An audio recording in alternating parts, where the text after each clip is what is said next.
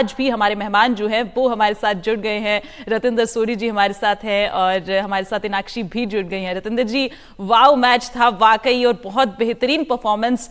आप क्या कहेंगे? चाहे वो मैं कहां से शुरू करूं, मुझे ये समझ नहीं आ रहा है, क्योंकि चाहे आप यहां पर क्लासन की परफॉर्मेंस ले, उससे पहले अभिषेक शर्मा ने जिस तरह की बल्लेबाजी की, ट्रेविस हेड को कहां छुपा रखा था एसआरएच ने, या फिर मार्करम ने जिस तरह से स्कोर मारा है और उसके बाद मुंबई 246 रन के स्कोर तक पहुंची, क्या कहेंगे?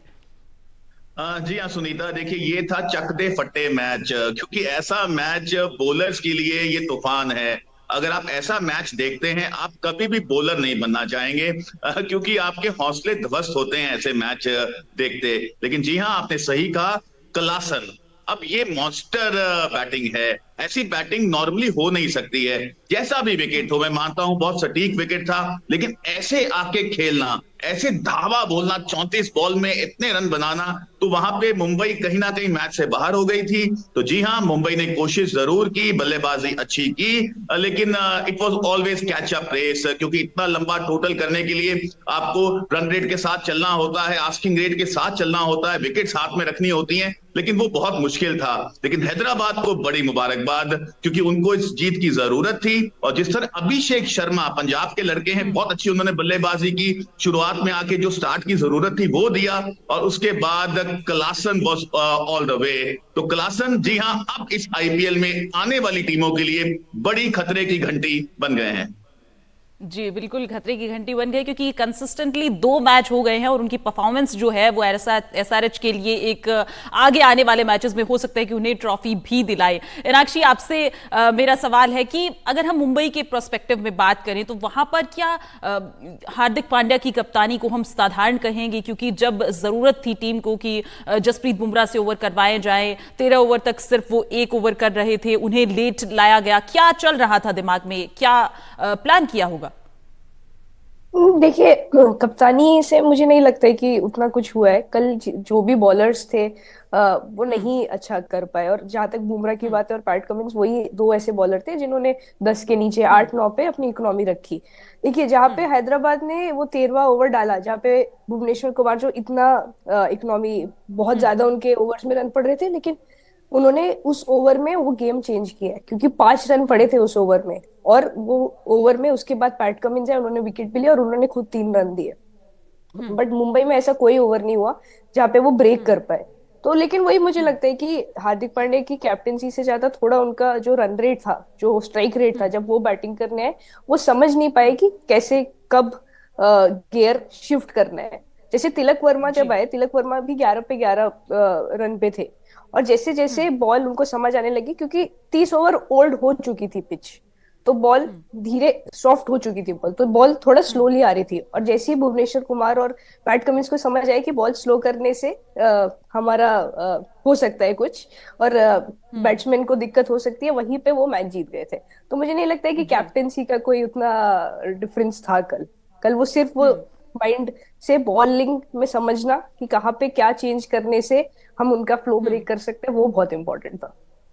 जी जी बिल्कुल, क्योंकि बल्लेबाजों के लिए अगर हम देखें तो बल्लेबाजों के पर्सपेक्टिव से ये मैच जो है वो बहुत शानदार रहा। जो इम्पैक्ट हो रहा था बॉल के साथ, वो ग्राउंड से बाहर ही जा रही थी बॉल। चाहे वो हैदराबाद के बल्लेबाज देखें हम, और उसके बाद जिस तरह से ईशान किशन ने मुंबई को शुरुआत दिलाया, तो वहां पर इरादे बिल्कुल साफ थे कि स्कोर चेज के लिए जाना है। लेकिन एक चीज और अगर हम यहाँ पर देखें, हमारे साथ राजेश चौहान जी भी जुड़ गए हैं। राजेश जी, आपका बहुत स्वागत है हमारे साथ जुड़ने के लिए। और आपसे मेरा सवाल है कि अगर हम शिवम दुबे की बल्लेबाजी देखें, वहां पर चेन्नई के लिए उन्होंने ऐसा स्कोर किया, और जो इंपैक्ट हो रहा था बॉल के साथ, स्टेडियम के बाहर बॉल जा रही थी, वही अगेन। और यहां पर अभिषेक शर्मा जैसे बल्लेबाज, समीर रिजवी को यहां पर हमने देखा चेन्नई वाले मैच में। तो क्या इन जो युवा खिलाड़ी हैं, इन्होंने परफॉर्मेंस करना शुरू कर दिया है? अगर हम ऐसा मानकर चलें कि रैना और युवी की आगे आने वाले समय में कमी जो है वो पूरी होती हुई नजर आ रही है, तो क्या ठीक मानकर चल सकते हैं हम ऐसा ही कुछ? राजेश जी। नहीं, बिल्कुल सुनीता जी, आप बिल्कुल इसको मान सकते हैं। देखिए, तिलक है, अभिषेक है, एक अच्छा ग्रुप तैयार हो रहा है। मतलब अगर आप देखें सेकंड लाइन, थर्ड लाइन, हमारे पास ऑप्शंस आ रहे हैं, सेलेक्टर्स के पास ऑप्शंस आ रहे हैं।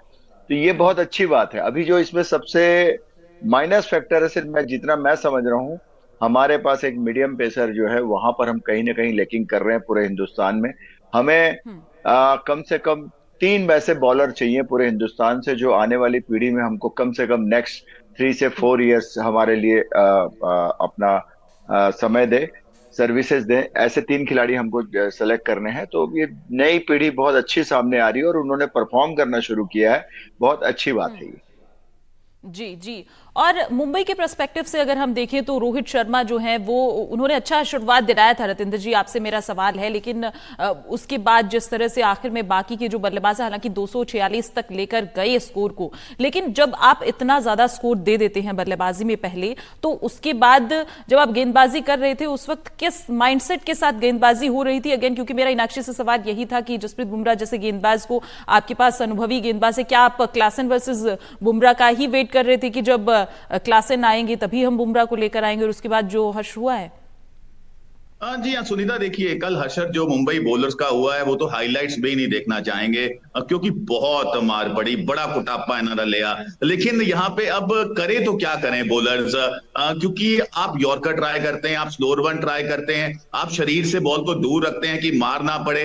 तो कल मुंबई के बॉलर्स ने तमाम कोशिशें की, लेकिन जिस तरह बल्लेबाजी की क्लासन ने, ये अजूबा बल्लेबाजी है। यहाँ पे बॉलर्स के पास कोई जवाब नहीं होता है। राजेश चौहान जी हमारे साथ हैं, देखिए उन्होंने बहुत बॉलिंग की है, टेस्ट क्रिकेट खेले हैं, वो जानते हैं कई बार आपको ना मैच ना बल्लेबाज को देना पड़ता है, भैया आज आपका दिन है, आप मार रहे हैं, हम कोशिश तो बहुत कर रहे हैं लेकिन हम कुछ कर नहीं पा रहे हैं। तो कल कुछ ऐसा खेल घटा है, क्योंकि क्लासन पलक झपकते ही मैच को बहुत दूर ले गए, इतना लंबा टोटल। और वहां पे मुंबई ने एक शुरुआत तो अच्छी की, कोशिश थी, लेकिन आप आस्किंग रेट जब 15-16 का हो जाए और आपको कंसिस्टेंटली मारना पड़े, विकेट्स हाथ में रखने पड़े, तो वो बहुत मुश्किल होता है। तो जी हाँ, आई थिंक बैटिंग से ही हैदराबाद ने मुंबई को ध्वस्त कर दिया था। उसके बाद कहीं ना कहीं बॉलिंग ठीक ठाक हुई है हैदराबाद की, अच्छा उन्होंने डिफेंड किया, बट उनको पता था कि उनके पास बहुत लंबा टोटल है डिफेंड करने के लिए।